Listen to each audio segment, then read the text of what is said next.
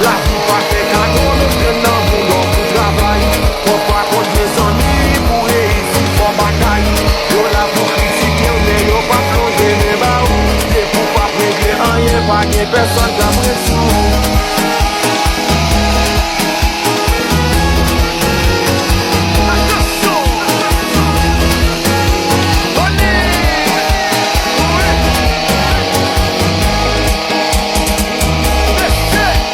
L'école là, côté avis jeunesse là, nous mêmes parents yo, en pas livrer Timoun yo.